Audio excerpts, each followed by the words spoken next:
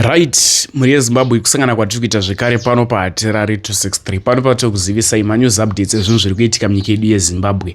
Pano paplatform ino tinouya nevatumwa vaMwari vakasiyana siyana kusanganisira vamunoziva nevamwe vamusati makuziva. Sevandinawo muzuva ranhasi vachakukwazisai, tichakurukura zvakawanda muzuva ranhasi. Makadii henyu? Tiripo makadini henyu. Vari kutaura ndivo Chiremba Jeremiah. Alright. VaJeremiah ava vanobuda nechepapi? Chiremba Jeremiah kumusha kwavo kuwedza.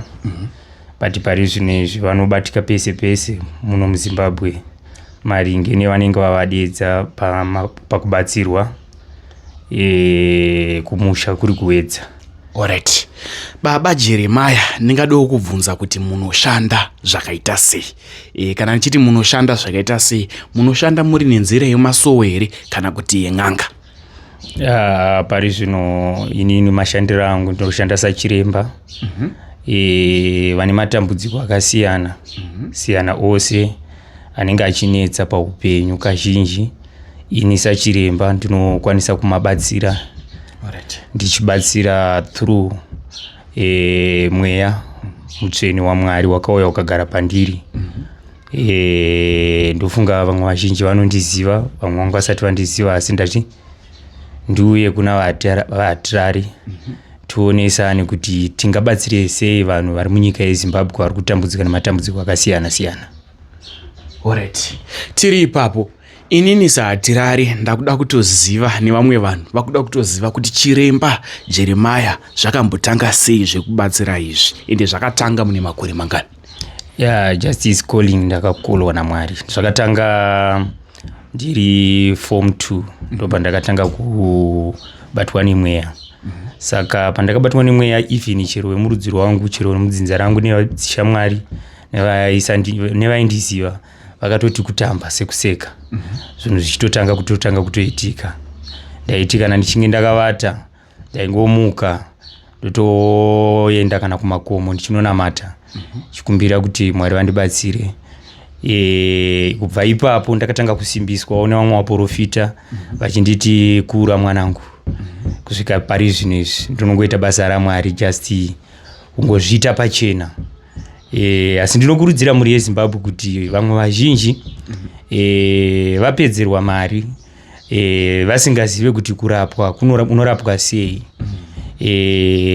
Chiremba zvazvino vari kutaura kuti matambudziko iyayo anonetsa muupenyu, ringava dambudziko ripi, zvingava zvirema, vangava mapofu, vangava vari kushayiwa mari chaivo chaivo. Ini sachiremba mhepo dzangu kana dzichinge dzandituma ndinogona kuita kuti dambudziko ripere maringe nemasituations anenge aripo acho iyayo. Saka ndiri kukurudzira muri yeZimbabwe kuti vanenge vari kutambudzika zvizhinji vanofanira kundibata togona kubatsira zvichifamba zvichienda mberi. Vamwe vanodyirwa mari pamafoni vachidzitumirai mari pamafoni, asi ini sachiremba ndototarisira kuti munhu anouya panzvimbo towirirana togadzira dambudziko remunhu iroro kuti zvinhu zvifambe zvakanaka. Alright. Ini saHatari ndesori ndinonyanya kubvunzisisa.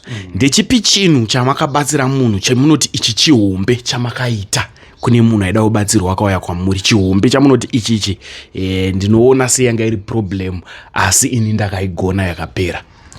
Chinhu chandingatotaure chikuru chakanyanya kundityisa chero neniwo, tiri kuwedza pakauya mwana akanga ava kutofa, anga akutofa zvekutoti vanhu vanga vangoti ngaachirega kuchipinda mumasowe. Ndichibva ndangoshedzwa kumatende ndandakavata. Ndashedzwa kumatende bva ndapinda mudare vandabata mwana. Hameno zvandakaitiswa nemhepo dzangu. Mwana kwakutochangamuka zvekuti vanhu vazhinji chakava chikachamaro kwavari nekuti zvakaitika mukusafungira. Saka ndo chimwe chishamiso chandinoti ini ndakamutsa munhu anga atomunzira yekufa. Tine vanhu vakaromba vari kuda kusiya zvikwambo kana zvidhoma zvinovapa mari. Munokwanisa here imimi kuvabatsira vanhu vakaita seava? Vanhu ivavo ndo vatakatonyanya kutumirwa kuti vanhu vabve mukati mezvakaipa vachipinda mune zvinhu zvakanaka. Saka kuri kuya mhuri nemhuri dzakasiyana kudare dzichitaura kuti tibvisirei zvakati nezvakati.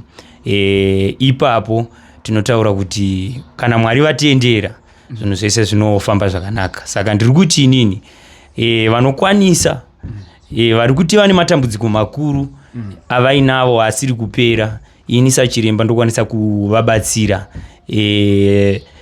Handingagoni kubva ndanyanya kuzvipambiri, asi kazhinji ndinotarisira kuti munhu auye panzvimbo totaura nawo. Kana tataura nawo zvinogona kusvika pakuti agone kukunda. Alright, muri yeZimbabwe tisati tapetera interview ino edza namba dzachiremba Jeremiah ndidzodzi dziri kubuda pascreen. Saka kana une dambudziko vabate. Insahatirari handitori vanhu vekunyepe vemabhidhiri ndoisa painterview. Handite izvozvo, ndinofamba nevanhu vakatumwa naMwari. Vamwe vachona vanenge vakatondibatsira manati aiwa ndinokutenda inei uya ndikuisei painterview. Vakawandawo futi vabatsirike. Vachiremba, mune chiprofita here pamusoro penyika yeZimbabwe kana kuti hapana chamati maratidzwawo? Chiprofita chiripo maringe nemhuri yeZimbabwe. Chiprofita chikuru ndechekuti mhuri yeZimbabwe ngatinamatire nyika yedu, zvichioma zvichirwadza ngatishinge. Mwari anotibatsira. Inini sachiremba ndiri kuziva matambudziko evamwe vana vari muSouth Africa vari kuchema zvazvino. Asi inini Mwari sekundiudza kwanga akandiita kubvira nechekare ndakazviziviswa. Chero vana vekuchechi kwangu vanotozviziva kuti chiremba wanga wagara vakataura kuti South Africa hoyo. Saka ndiri kunamata zvazvino, handisi kumira. Ndiri kunamatira mhuri yeZimbabwe iri munyika yeSouth Africa kuti dai Mwari vagona vavabatsira, dai Mwari vagona vavatungamirira. Ari pasituation yakanyanya kuoma anogona kubata futi zvakare chiremba chiri ari kuSouth Africa ikoko. Ndoda kuprofita maringe nenyika dzimwe dzese dzakatipotera. Saizvozvo pane dambudziko ringagone kuzouya mberi, asi riri dambudziko reurwere. Urwere ungagone kutekeshera nenyika yese. Saizvozvo saka izvo zvinofanira kuramba zvakagara zvakanamatirwa. Asi pamuchazoona nyaya idzi muchazoziva kuti chiremba Jeremiah vakanga vagara vataura dambudziko riri kuuya rwendo rwamangwana. Handidi hangu kuti nditaure zvizhinji maringe nenyika yedu yeZimbabwe, asi nyika yeZimbabwe tiri kufanira kuti tiinamatire kubvira pautongo hwedu hwenyika. Vari kuitonga vacho vose tinofanira kuti tivanamatire kuti zvose zvinoitwa naMwari. Alright. Ini sahatirari ndiri kuti bata chiremba Jeremiah uponeswe. Chiremba, mashoko amuri kuda kusiyira kumhuri yeZimbabwe tisati taenda ndekuti chii? Ndiri kuti pamhuri yeZimbabwe vose vari kuti vane matambudziko akanyanya ari kuvaremera muupenyu. Ngavandibate tigone kubatsiridzana. Zvisina dambudziko ndinotarisira kuti vahatirari vanhu veZimbabwe hafaniri kurarama nematambudziko. Hongu matambudziko anokonzereswa naShe, hakuna chinhu chakarongwa naShe chisingazadzise, but tiri kuti pane mamwe matambudziko ari kurarama nevanhu havasiri kuziva kuti vanogona kubatsirwa sei. Inini sachiremba ndiri kuti ndichaedza nepandinokwanisawo napo kuti ndigone kubatsirawo nepandinokwanisa napo kumhuri yose yeZimbabwe. Mhuri yeZimbabwe tisati taenda, mubvunzo wangu wekupedzisira ndewekuti pane madzimai anetsa anoda kuuchikwa. Munouchika here? Kuuchika tinouchika nenzira yakanaka, nzira yaMwari.